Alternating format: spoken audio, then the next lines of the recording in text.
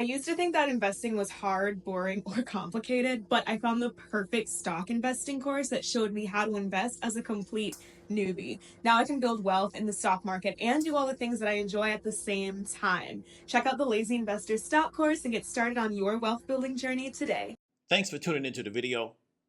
What we're going to go into today is the TRT hustle. And by TRT, what I mean is testosterone replacement treatment, economic warfare through disinformation. In this particular video, you're going to hear me use the word test. What I mean by that is I mean testosterone. Now, you're going to hear from a lot of different media outlets, especially if you're on YouTube, you're any kind of men's spaces, that men's test levels are going lower over time. And then you're not going to hear that that's robbing men of their purpose, their well-being, et cetera, et cetera. Now, it is true that men's test levels historically are going lower and lower over time. And also what they're doing is they're making the reference ranges for testosterone lower so that even though men's levels are lower, people don't know it because they made the ranges lower. That's true. However, let's look into this a little bit deeper. Men's test levels are going lower over time. Why is the solution to that external testosterone? And when you understand why that solution is being presented, now we understand the economic warfare through disinformation. There's a whole economy built around this logical fallacy of low test means you need external testosterone. And the reason why it keeps going is because it makes people money. This economy was built because it's going to be profitable for large amounts of people. Now, if you're in the online space, some of the thought leaders around this particular narrative are guys like Joe Rogan, guys like Peter Attila, or the guy from Canada called More Plates, More Dates. And what they really are gearheads who are leveraging the public's ignorance around what health and fitness really is. And when I say gearheads, that's slang where I'm from of guys that just take a lot of steroids, right? Don't really know what Peter Attila's on, but we do know that Joe Rogan and the Canadian dude, More Plates, More Dates, we all know they're on something. Also guys like Huberman, right, who got a PhD in Stanford from something that has very little to do with fitness and, optimizing people's actual physical health. And he's also in this space promoting a lot of these false narratives, right? And so what we have is we have a bunch of gearheads who are leveraging the public's ignorance around what health and fitness really is. Then you have the men's anti-aging industry, right? And they're also contributing to this, right? And so what you have with the men's anti-aging industry is that they benefit from men coming in and trying to figure out how they can slow down and maybe kind of reverse some of the aging that is taking place in their life. And this whole space benefits from telehealth. And what I mean by telehealth is that you can now get drugs via the mail because of somebody that you talk to on the internet. So you have the telehealth industry, which is really, really big now. And a lot of people are on YouTube promoting their telehealth business. And I'm not against telehealth in the general sense, but it applies to this particular area because it allows people to promote themselves as anti-aging, men's clinics, yada, yada, yada, online, do internet consultations, and then send drugs out to people via the mail. Now, here's the real dope on test. We're talking about testosterone. The actual medication is generic. What do I mean by generic? There's no patent for it. There's no money in selling testosterone to somebody. Why? Because it's a generic. There's no patent for it. You can go to your pharmacy right now and get testosterone in a vial for like $35. And you can get a large amount for like $35. Like you can get so much to turn you into Arnold Schwarzenegger in his prime. If you really want to put the work in, you can get that much just from your pharmacy in your city right now, right? It's not really a big deal. It's a generic drug. There's no money in selling testosterone to somebody. This is why major pharmaceutical companies don't care about testosterone. The reason is because they cannot patent testosterone and make money. There's no patent testosterone in a vial. The different forms are all generic drugs. Why? So there's no money in it. There's no money in selling a generic drug like that. It's not over the counter, but it's very much a generic. And it's not even branded. OTC drugs are branded, unless you're going with store brand. So there's very little money in it. There's very little margin in it. So the pharmaceutical companies don't care about it. This is why you haven't seen any improvements in really testosterone as a drug over the past 40, 50 years. Because why? They don't see a way to make money off of it. Okay, so the space of injecting testosterone is really in the same place it's been for 50, 60 years. So there's really no competitive edge in selling testosterone. What the men's health clinics do, or the men's anti-aging clinics do, is they use test as bait to get you into the business. They really make their money on consulting, selling you supplements, and selling you peptides. They don't make their money on selling you testosterone because there's no money to be made on that. Because if they charge too much for the test, what are you going to do? You're going to go somewhere else. So they really make their money on the consult, which is they're supposed to be giving you consultation and advice on what you're supposed to be doing. Then what they now do is try to sell you other supplements that's supposed to optimize your health, and they sell you peptides, right?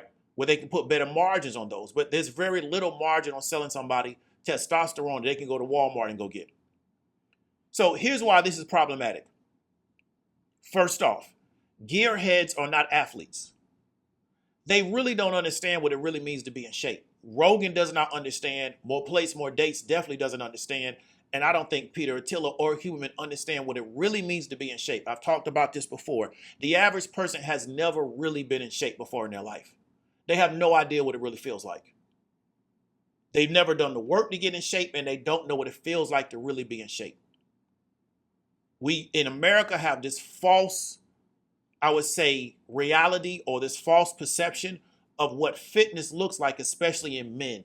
It's very much based on this Greco-Roman tradition that has very little to do with fitness, and it has more to do with male attraction than actual fitness. And we've now made ourselves believe that that is this particular, I would say, example of men's fitness. And so it really just appeals to just a bunch of gearheads. And there's a lot of things going on behind the scenes in that space that people don't really want to talk about, but it's real, right? That really kind of ties into this Greco-Roman perception of what men's fitness looks like. Gearheads are not athletes. They really don't understand what it really means to be in shape. The average American does not really understand what being in shape actually is. What these people know how to do is they know how to lift, right? Lifting does not make you an athlete, in my opinion, unless you lift competitively, whether you're doing powerlifting or definitely if you're doing Olympic lifting. You're just a weightlifter. You're just a guy that goes in the gyms and you just lift weights and you do your sets and your reps and you leave. That has nothing to do with being an athlete. These people are athletes. 7 yards on 6 carries. He'd been negative yardage until there. Now it's Ricks going up for Thorpe, and it's intercepted near midfield. Sean Taylor's got another one. Who else? Taylor weaving his way back inside the 20. He might score. Taylor, touchdown! 48 yards, Sean Taylor for the score.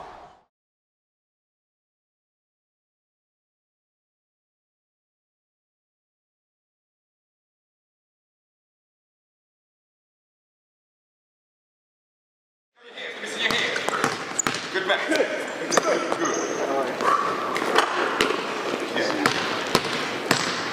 Like you say, yes, good. Brother. Show me your stance. Show me your stance. Good. Good. Good. Good. Show me your stance. Good, Dave. Yes, sir. Sit down. Get a rhythm. Get your rhythm. Get your rhythm. Get your rhythm. Good. Good. Good shot. Good pass. Good shot. You can go take all the tests, you can lift all the weight, and it does not mean you will be on this level of athletic ability. Gearheads have been selling a narrative for decades that large amounts of muscle means optimal fitness. And because the public is so ignorant around what fitness really looks like and how it really shows up in the real world, this narrative has worked for decades. One of the major issues we have in the United States from a health standpoint is so many people are above their optimal weight. As a result, we have millions of people with health issues. One of the biggest health issues we have in the United States is people that are diabetic or pre-diabetic. Let's look into this CDC article and kind of get some numbers on that. Let's take a look at diabetes inside the United States. We're on cdc.gov. These are going to be some of the major points of what we're looking at.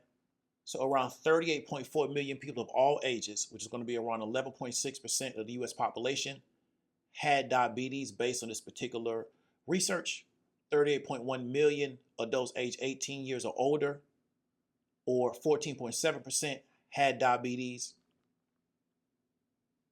8.7 million adults 18 years or older who met criteria for diabetes were not aware or did not report having diabetes, which we would call undiagnosed diabetes.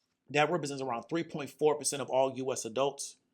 And the percentage of adults with diabetes increased with age, reaching 29.2% among those aged 65 years or older. And I'm giving you this to try to help you understand how many people inside the United States have diabetes, are pre-diabetic, or undiagnosed. And this is an issue we have inside the United States. Like, it's a major, major issue. And I've talked about before, if we would have approached diabetes and weight loss the same way we looked at the pandemic and COVID, we could have long-term improved a lot of people's lives. It's amazing how big this particular issue is inside the United States, and nobody really tries to address it. And just everybody just tries to figure out how they can make money off people having this particular disease or being close to having this particular disease. And we have a scenario where the average person may not be aware of being insulin resistant. The average person may not even start thinking about that they could have diabetes until they start getting a lot of really, really extreme symptoms. So what can take place is that they could be moving this particular direction over the course of their life. And we're seeing this where adults over a certain amount of our population, almost a third of them, have diabetes. If you have an issue with insulin resistance, also pre-diabetic, you can have low testosterone. This does not mean that taking testosterone will improve your insulin resistance. I'm going to repeat that. If you have an issue with insulin resistance, you're pre-diabetic, you're showing symptoms of being pre-diabetic, you can also have low testosterone. That does not mean that taking testosterone will automatically improve your insulin resistance. It can improve your insulin resistance, but it doesn't mean it will. Why do you have insulin resistance? You really want to ask that question. If you have insulin resistance, you really want to ask, why do I have it? It doesn't mean that you have insulin resistance because you have low testosterone. Because again, you can take testosterone. It does not mean it will improve your insulin resistance because your insulin resistance may be caused by something else.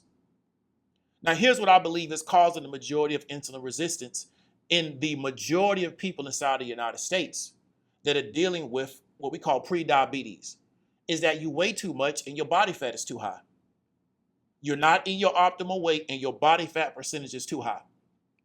Now, something I see on the internet a lot is women hiding behind, I guess, the internet or hiding behind social media, talking about men getting fatter as they get older. And that's a thing, but it's not just a thing just for men. And when you're listening or you're reading what these people are saying who are presenting themselves as women on the internet, you would think that these women look like this in real life. You would think they have this type of body type, talking about how many men get fat as they get older. And it's never the case. It's never 21 to 25-year-old women that are in optimal shape for their body type, talking about men being overweight. It's never that. They never look like this in real life. So here's an article around average body fat percentage for men and women inside the United States. We're looking at body fat percentage chart by sex. This is going to be verywellhealth.com. And this is from a National Health and Nutrition Examination Survey. And this has been distributed by the CDC. Body fat percentage among men, age group, average body fat, 20 and older, 28.1%. Young adult men from 20 to 39, 26.1%. Older adult men, 40 to 59, 28.6%. Body fat percentage among women, age group, average body fat, 20 and older, around 40%, 39.8%. Young adult women, 20 to 39, 37.8%. Older adult women, 40 to 59, 40.5%.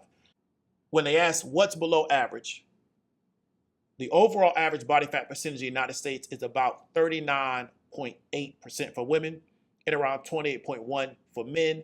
So below those amounts would technically be below average.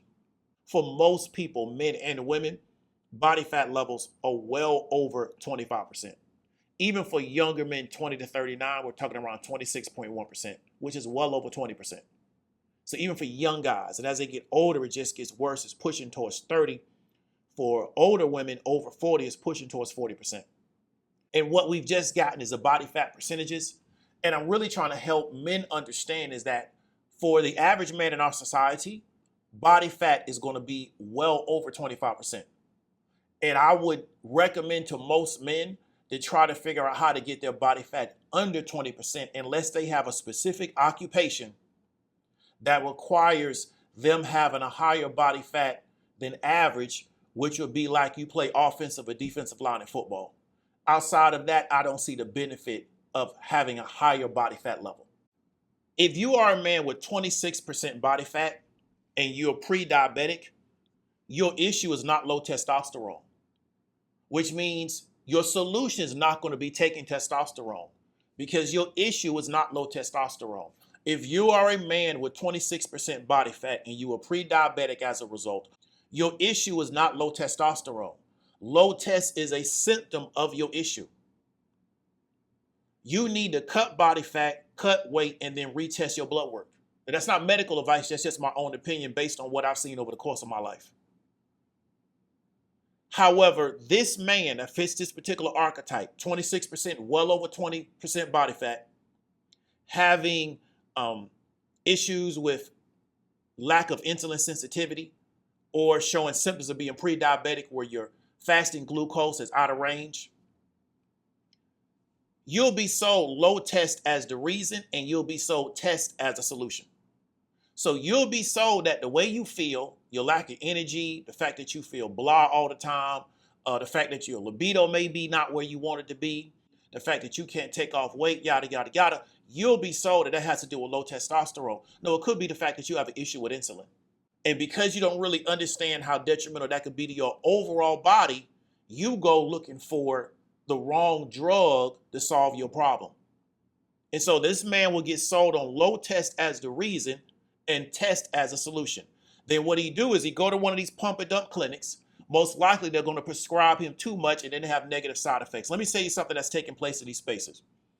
And this is where we got to go back to what fitness actually looks like.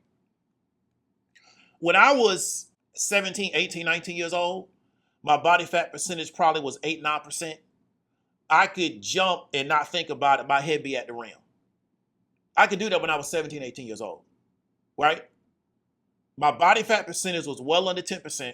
I could not even think about jumping, like literally be on the court and just think jump and my head be at the rim. Because when you're that young and you're in shape, you're in the best shape you're ever going to be in your life. And your testosterone and your growth hormone levels are at extremely, extremely high levels. Now, here's the thing people got to understand. When you're a man, your testosterone is going to be at a certain level for only 3 or 4 years of your whole life. And then after those years are over, it's going to go down because why? There's no need for your test to be that high. There's no need. This is why the military wants really, really young guys, because what they're going to do to you if you got to go into combat is they're going to damage you so bad. If you're not young, you'll never recover from it, right? That's why they want you when you're real, real young. Okay, so when you're between, like, as a man, between maybe like, let's say 18 and maybe 23, your testosterone level is going to be so high, your growth level is going to be so high, and it'll only stay that way for a few years, and then after you get like 24, 25 years old, it'll start to come down. Anybody that's been a really, like, what I call a performance athlete, most people will tell you their most athletic time of their life was under 25 years old. And you're not even considered old at 26. You're not considered old, but most people will tell you their most athletic time of their life, just purely athletic, was under 25 years old. What happens is they go to these clinics and they give them the testosterone level of a 21-year-old. And you know what? Their body can't handle it. You want to know why? Because they're not in shape. That high testosterone level is for somebody that is in optimal shape at 21 years old. It's not for a fat 21-year-old. It's for a guy that's in optimal shape. So what you have is you have a guy being brought in with 26% body fat. He has issues of pre-diabetes, or his insulin sensitivity is really not that great. He has terrible sleeping issues. He's an impulse eater. He doesn't watch what he puts in his body. He puts a lot of white sugar in his body. And so testosterone won't solve those problems. See, there's things that you can get away with at 21, 22, 23, 24 that you can't even get away with at 30. Testosterone will not solve those issues. He's not getting enough sleep. Testosterone won't solve that issue. So what they do is they give you this really, really high level of testosterone that's really for somebody that is in optimal shape at 19, 20, 21 years old, and your body can't take it. So then what you do is you get a lot of negative side effects. You get a lot of water retention. Your estrogen level goes sky high, so they give you another drug to try to solve that. Your blood pressure goes sky high, so they try to figure out how to deal with that. They give you another drug to solve that. They don't talk about this stuff because what they do with most guys at these pump and dump clinics is they overprescribe you, right? They really overprescribe you. And they don't also teach you that over the course of the day, your testosterone pulses, it doesn't stay steady state. So your body doesn't know what to do with steady state testosterone because why? That's not what your body actually does. Your testosterone pulses over the course of a day. It does not do a steady state. They sell steady state as if that's a benefit, but your body doesn't know what to do with that because your body doesn't do steady state testosterone. It peaks over the course of the day. It goes up, it goes down, it goes up, it goes down. That's what your body actually does.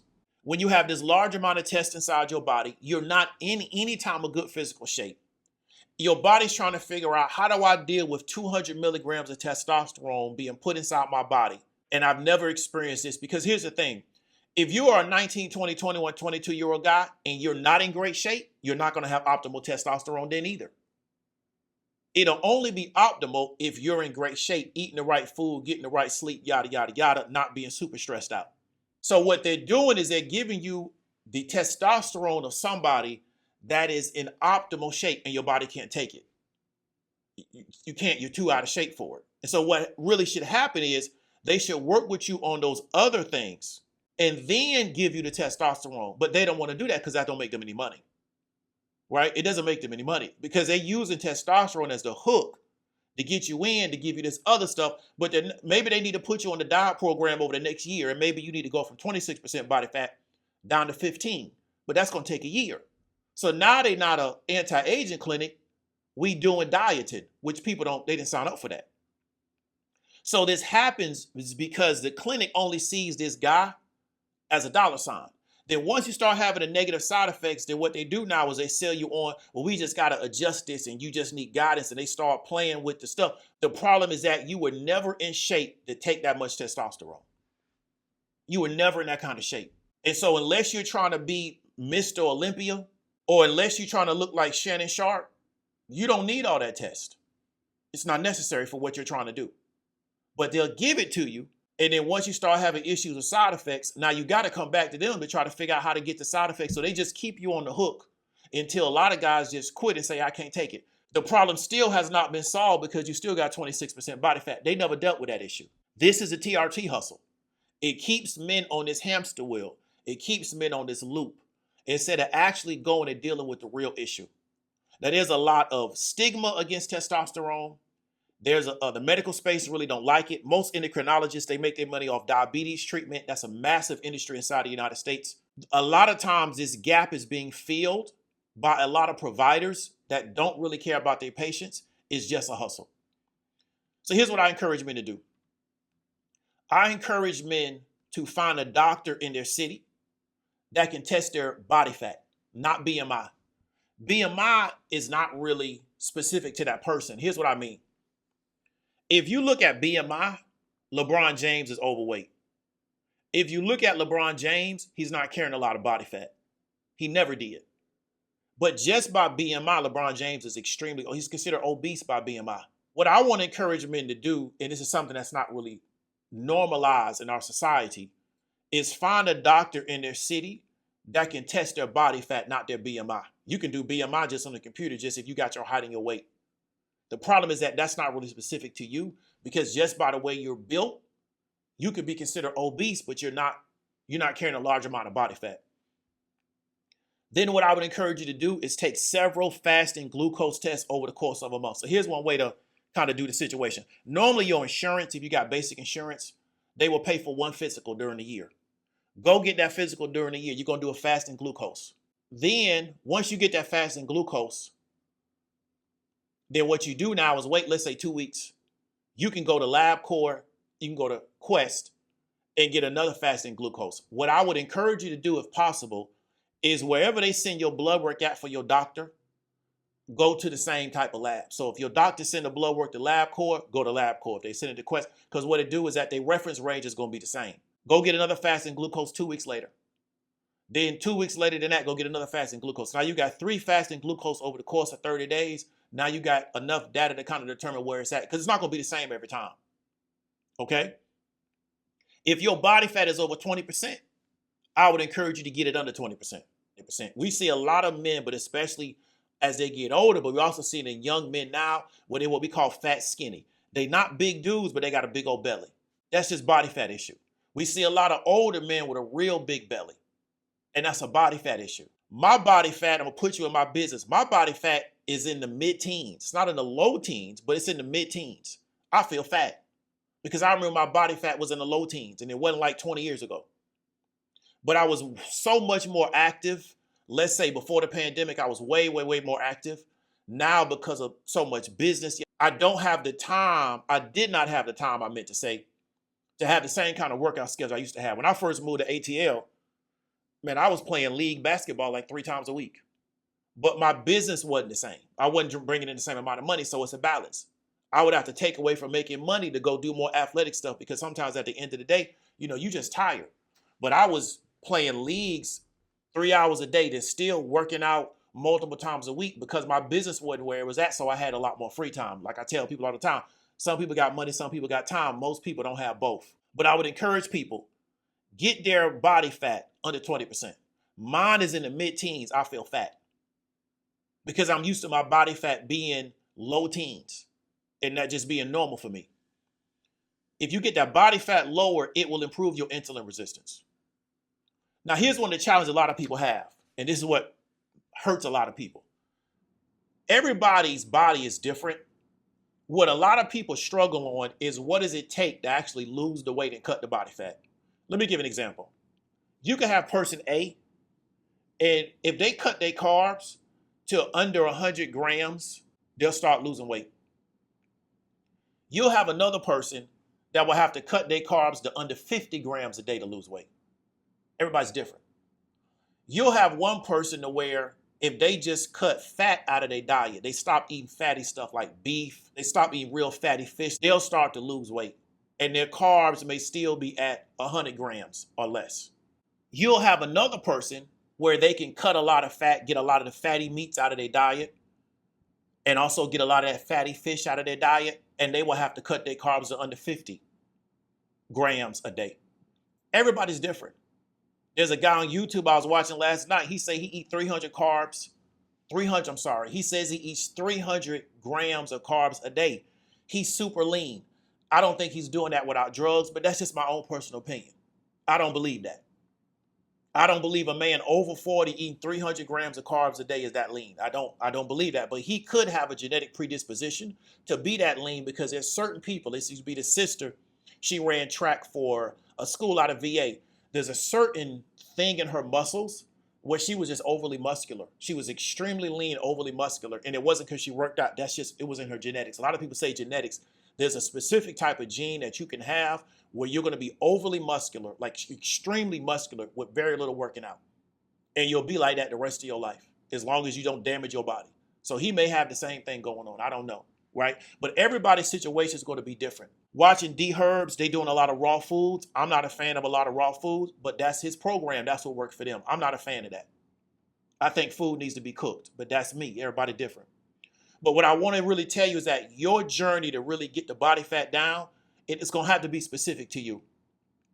It can't be cookie cutter, and it may take some time to experiment with it to figure out what it is, because you may have to manipulate your carbs. You may have to manipulate your body fat. And then here's the thing. What worked for you in this period of your life, it might not work for you in 5 years from now, because your body's going to change. And so you got to figure out what that is. But without having any kind of baseline around how many calories you bringing in every day, how many grams of carbs you eating every day, are you eating foods that got a lot of fat in it? Are you ingesting a lot of sugar, especially a lot of refined sugars every day? You don't know what direction to go into. And that's why you see people jump from diet to diet to diet to diet. And from the TRT standpoint, the reason why they don't deal with this process of it, because it's not as simple as just handing somebody a drug. You got to actually work with that person and start recording what they're doing, and they have to experiment with their own body. See what it feels like if you cut carbs under 50 grams. Can you do that? See how you feel in 60 days. Try it out, see what happens. So I'm not a fan of like keto. Don't believe in it.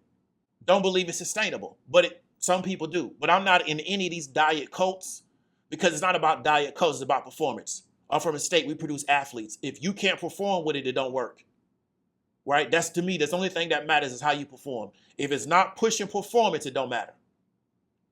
But the reason why a lot of people can do a restriction diet in this country, do any kind of restrictive diet, and start cutting a lot of weight, you want to know why?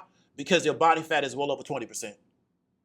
That's why any kind of restrictive diet, it initially works. It's when you start getting into the teens is where it starts to get difficult to cut that next weight. So when you're looking at a sister like Miss Holmes, that is years of working out and years of having your diet locked in and understanding what diet works for you. That's not a gimmick diet that you learned off somebody on the internet. That's years of being in shape and in years of understanding what kind of diet works for you. That's how this type of stuff works. So I'm not a fan of the diet cults. You know, we just eat meat all the time. Not a fan of that because at the end of the day, it's about performance. What is driving the performance? And it doesn't matter what you're eating. If it's not driving the performance, then we don't need to eat it, right? Get that body fat lower. Improve your insulin resistance. Some people are going to be diabetics because of their genes. It can be genetic. It can run in some people's families. I've seen that in real life. That don't mean you have to get it, though. So people got to understand that a lot of this stuff is you accepting that it's going to happen to you just because it happened to somebody else. I wouldn't encourage you to do that. TRT is a solution. It is. We're not going to take away from it. Do some men need it from a medical standpoint? Most definitely. Do some young men need it? Most definitely. There's a particular solution that's a developmental issue in certain men. Like literally 1 in 1,000 men got this developmental issue. So TRT is a solution.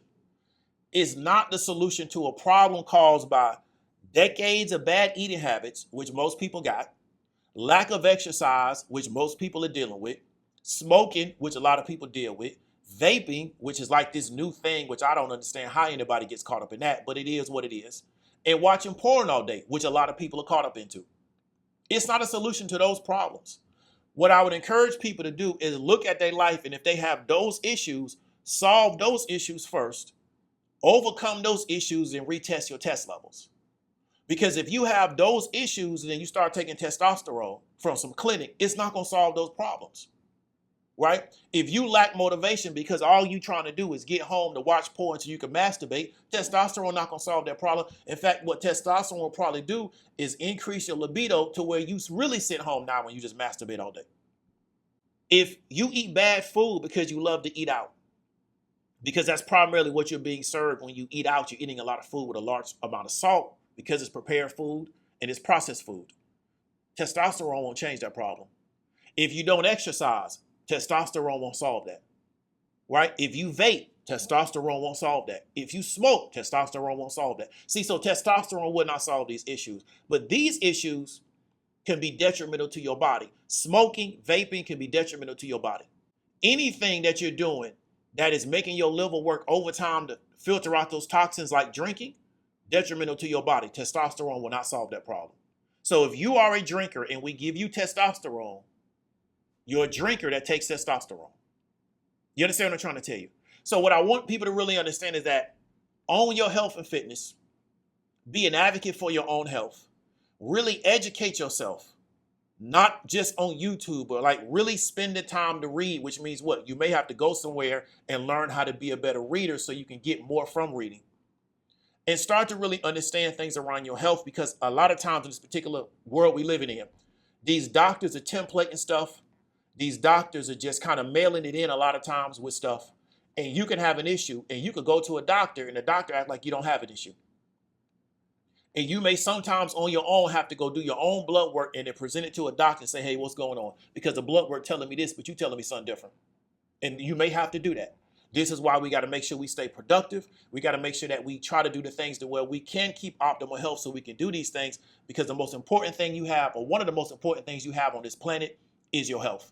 And one of the most expensive things you're ever going to pay for is trying to get your health back once you lose it. Hope you got some value from it. David W. Williams, also known as a retail trader. This is a form of economic warfare. want you to understand that. Hope you got something from it. Talk to you later.